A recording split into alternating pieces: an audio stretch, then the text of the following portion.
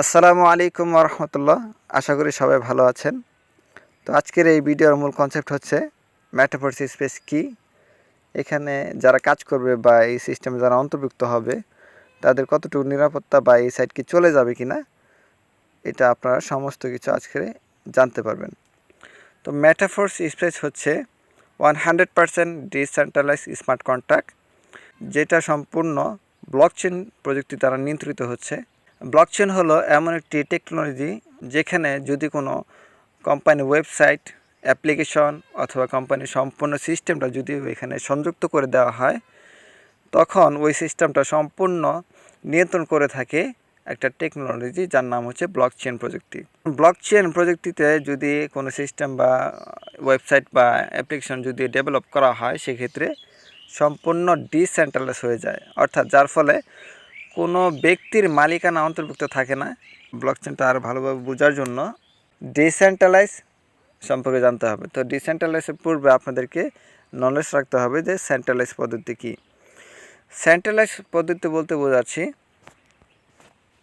একটা মালিকানাধীন কোম্পানি, অর্থাৎ মালিকের আন্ডারে সমস্ত কিছু হয়ে থাকে যেই কোম্পানি বা প্রজেক্টে, সেটা সম্পূর্ণ সেন্ট্রালাইজ একটা পদ্ধতি। যেমন উদাহরণস্বরূপ যদি আমরা এখানে বিকাশ অথবা নগদ কোম্পানি, এই দুইটা কোম্পানিকে আমরা ধরি, সেক্ষেত্রে পুরো দেশের মধ্যে যে কোনো স্থান থেকে আপনারা এখানে লেনদেন করতে পারবেন।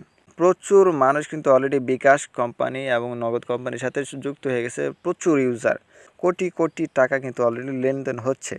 তো আমরা যে টাকাগুলো লেনদেন করতেছি, এগুলো কিন্তু সমস্ত তথ্য, আমাদের অ্যাকাউন্টের তথ্য, কোম্পানির ম্যানেজমেন্ট, কোম্পানির ফাউন্ডার সবার কাছে রয়েছে। তো তারা কিন্তু চাইলে কিন্তু ইনস্ট্যান্টলি আমাদেরকে ব্লক করে দিতে পারে, আমাদের আইডি থেকে টাকা নিয়ে যেতে পারে, অথবা আমাদের আইডিটা সম্পূর্ণ ব্যান করে দিতে পারে। সেক্ষেত্রে আমরা ইউজার কিছু করতে পারবো না। তো এটা হচ্ছে সম্পূর্ণ সেন্ট্রালাইজ পদ্ধতি। এখন আসি ডিসেন্ট্রালাইজ পদ্ধতি। ডিসেন্ট্রালাইজ বলতে বোঝাচ্ছি সম্পূর্ণ মালিকানাহীন, অর্থাৎ কোনো মালিক থাকবে না, সম্পূর্ণ এটা নিয়ন্ত্রিত হবে অটোমেটিকলি, যেটা হচ্ছে ব্লকচেন প্রযুক্তি দ্বারা নিয়ন্ত্রিত। মেটাভার্স স্পেস সিস্টেমটা তৈরি করার পর আমাদের ব্লকচেনের সাথে যুক্ত করে দিয়েছেন, যার ফলে মিস্টার লাডারও কিন্তু সক্ষমতা নেই বা অ্যাবিলিটি থাকবে না আমাদের এই সিস্টেমটাকে ডিলিট করে দেওয়া, অথবা আমরা যারা কাজ করতেছি এখানে এবং যারা ফিউচারে কাজ করব, প্রত্যেকের আইডি, ইউজার নেম, পাসওয়ার্ডটা নেই অবশ্যই, কখনোই কেউ এডিট বা ডিলিট করতে পারবে না।